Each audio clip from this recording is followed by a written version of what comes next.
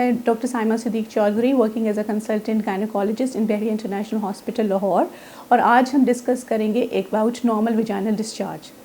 Normal vaginal discharge क्या होता है और कितनी क्वांटिटी में होते हैं और क्या कलर होता है, उसकी डिटेल्स आज हम डिस्कस करेंगे, क्योंकि बहुत सारे लोगों को मिथ्स हैं और रॉन्ग कॉन्सेप्ट्स हैं कि ये जी हमें ये प्रॉब्लम हो गया, ये प्रॉब्लम हो गया, उसको आज हम क्लियर करेंगे।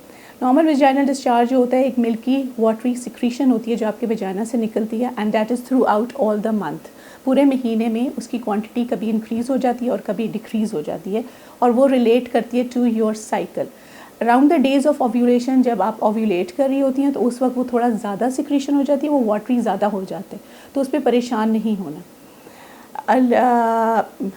ये जो वाटरी डिस्चार्ज होता है ये क्यों होता है?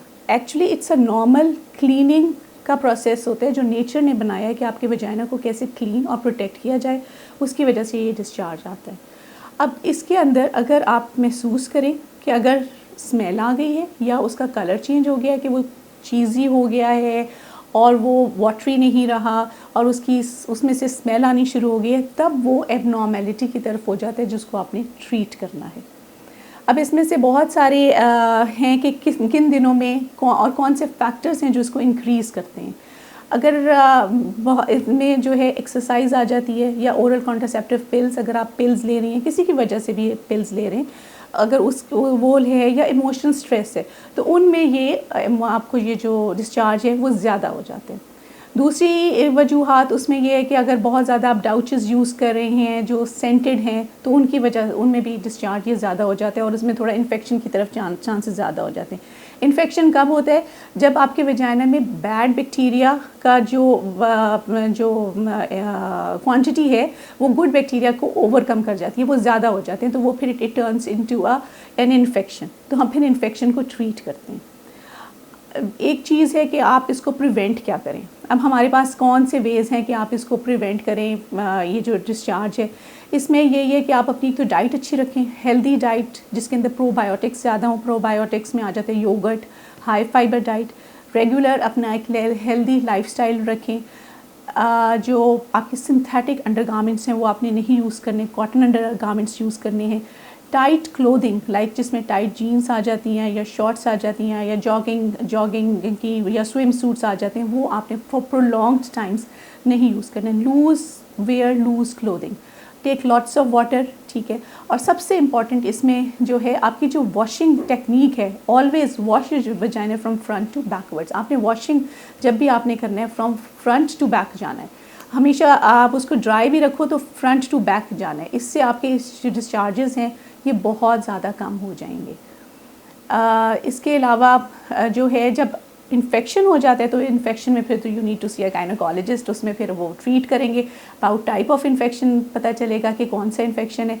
अगर आप महसूस करते हैं कि आपका जो इन्फेक्शन है वो वाइटिश चीज़ी हो गया है या योगर्ट वाला हो गया है या जैसे जिसमें फुटकरी आ गई है, तो वो that is a candidal infection. Candidal infection जिसको हम कहते हैं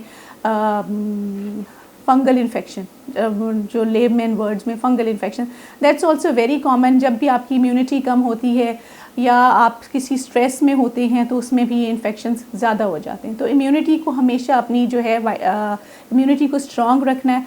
कैसे स्ट्रॉन्ग रखना है? Again with a healthy diet, healthy lifestyle, tight clothing को अवॉइड करना है आपने, और फिर उसके लिए फिर आपको एंटी फंगल ट्रीटमेंट की भी ज़रूरत होती है। और इम्यूनिटी को स्ट्रॉन्ग करने के लिए आपने विटामिन डी रेगुलरली उसके सप्लीमेंट्स लेने, जो आपकी इम्यूनिटी वो स्ट्रॉन्ग करती है।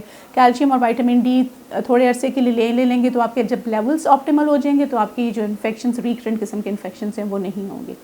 दूसरा इन्फेक्शन, अगर आप ये समझती हो कि आपको थोड़ी सी स्मेल आ रही है और वो फिशी काइंड ऑफ स्मेल है, तो उसमें वो फिर बैक्टीरियल वेजाइनोसिस की तरफ चला जाता है। और bacterial vaginosis is another small bacterial infection है, सेक्शुअली ट्रांसमिटेड डिजीज़ नहीं है। बहुत लोग उसको गलत सेंस में ले लेते हैं, it's not a sexually transmitted disease.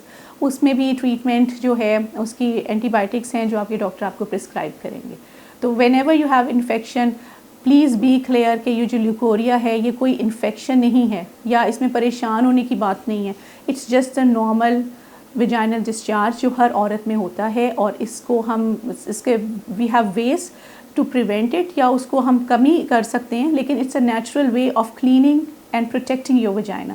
तो इसमें परेशान होने वाली बात नहीं है। अगर आप समझते हैं कि बहुत ज़्यादा हो गया है तब फिर हम उसकी ट्रीटमेंट करेंगे। और सबसे पहले ट्रीटमेंट ये आती है कि अपनी इम्यूनिटी बढ़ाओ, अपनी हेल्थ को अच्छा रखो, अपने अंडर गारमेंट्स को लूज़ छोड़ दो, मतलब कॉटन वाले अंडर गारमेंट्स पहने, और क्लोथिंग जो है आपकी लूज़ हो, तो इसी से आपका फ़र्क पड़ जाएगा। I think I have given my message. इंशाल्लाह things are going to be good for you people all.